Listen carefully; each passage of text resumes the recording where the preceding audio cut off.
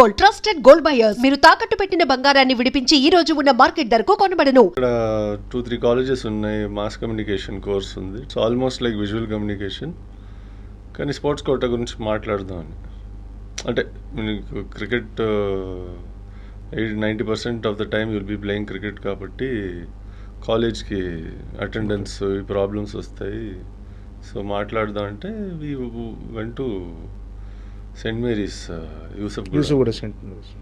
So అక్కడ they said okay you can do mass communication and sports quota అని. కానీ నాకు రోజు కాలేజ్కి వెళ్ళాను, మంచి అటెండెన్స్, బోర్ ఇంట్లో కూర్చుంటే. సో ఐ వాజ్ లైక్ సరే ఇక్కడ కొంచెం రెండు కలిసి వచ్చింది కాబట్టి హైదరాబాద్కి షిఫ్ట్ అవ్వడం అలాగే స్టార్ట్ అయింది. అంటే మాస్ కమ్యూనికేషన్ జర్నలిజం చేశారు. ఓకే, మనకి ఓయూ కోర్స్ ఒకటి ఉంది కదా Osmania university, mass comm journalism vocational వస్తుంది, పొలిటికల్ సైన్స్ అన్నీ ఉంటాయి దాంట్లో. అంటే చిన్నప్పటి నుంచి అమ్మ చెప్పేవాళ్ళ, అరే నువ్వు కూడా సినిమా ఫీల్డ్కి రా, లేకపోతే హీరో అవ్వు, లేకపోతే యాక్టర్ అవ్వు అని ఏమన్నా అడిగేవారు అమ్మగారు? ఆపోజిట్, సినిమా ఫీల్డ్ వద్దు అని చెప్పేవాళ్ళు. ఎందుకంటే బోత్ ఇద్దరు పేరెంట్స్ సినిమా ఫీల్డ్ వల్ల మనకి అప్స్ అండ్ డౌన్స్ చాలా ఉంటాయి. వాళ్ళకి ఎక్స్పీరియన్స్ ఉంది కాబట్టి అలా చెప్పేవారు. కానీ మేము మాట వినంగా పిల్లలు. ప్లస్ అదేనండి, చిన్నప్పటి నుంచి చూసి మనకి ఒకటి ఎక్స్పీరియన్స్ చూసే మనం మన లైఫ్లో ఉన్న చాయిసెస్ చూస్ చేస్తాం. So cinema is something which is there, అది always whether I like it or not.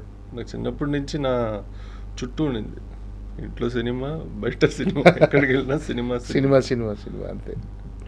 అంటే చిన్నప్పుడు అమ్మ ఫుల్ బిజీగా ఉండేవాళ్ళు, చాలా బిజీ. నాకు తెలిసి డే నైట్ షూటింగ్లో బిజీగా ఉండేవాళ్ళు.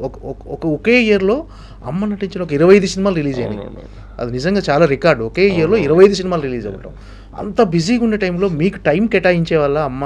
అంటే బాగా చిన్నప్పుడు, ఇప్పుడు నేను 1986 బాన్, ఆల్మోస్ట్ ఒక మిడ్ 90s వరకు చాలా బిజీ, అంటే సినిమాలు చేసేవారు. ప్లస్ మేము చిన్నపిల్లలు, స్కూల్, ప్లస్ చెన్నైలో మాకు ఎలా అంటే మా పిన్ని సుభాష్ని గారు, she also an actress, and మా మదర్ వాళ్ళ 2 బ్రదర్స్, వీళ్ళందరూ ఉండేవారు ఇంట్లో. అంటే వీళ్ళు షూటింగ్స్కి బిజీగా ఎక్కడైనా వెళ్ళారంటే వీళ్ళు వచ్చి మాతో ఉండి మమ్మల్ని చూసుకునేవారు, నన్ను, మా తమ్ముడిని, సుభాష్ని గారు కూతురు పూజ, మా అక్క.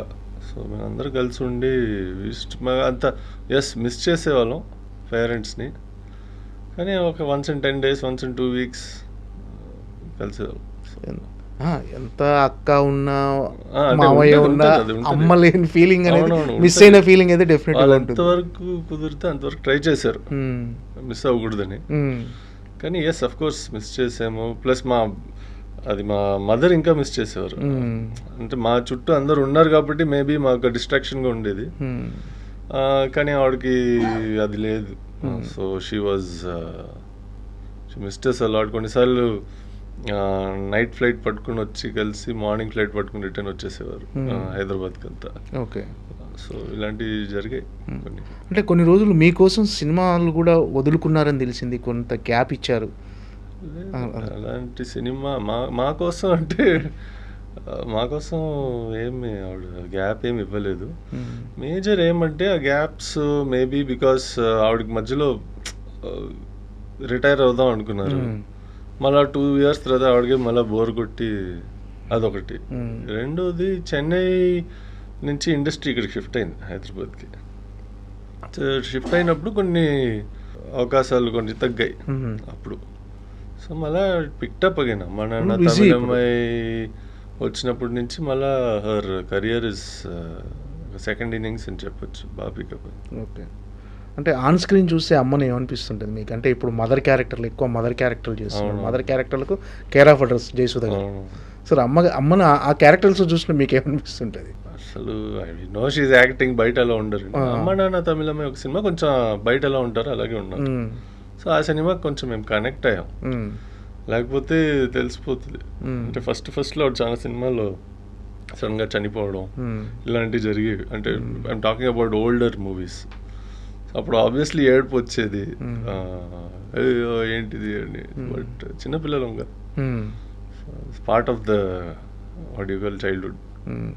అంటే మీరు చెప్పేవాళ్ళ అమ్మ ఇలాంటి క్యారెక్టర్స్ చేయకు, ఏది కొన్ని అంటే కొన్ని సినిమాలు సాడ్ ఎండింగ్స్ ఉన్న సినిమాలు కానీ అలాంటి టైంలో? మాకు అసలు అంత ఆ రోజుల్లో అంత అర్థం కాలేదు. అంటే ఈ సినిమాలు ఎలా తీస్తారని కూడా తెలియదు. మేము ఏదో షూటింగ్ అంటే అక్కడికి వెళ్తాము, క్యారవన్స్ ఉండేవి కావు కదా.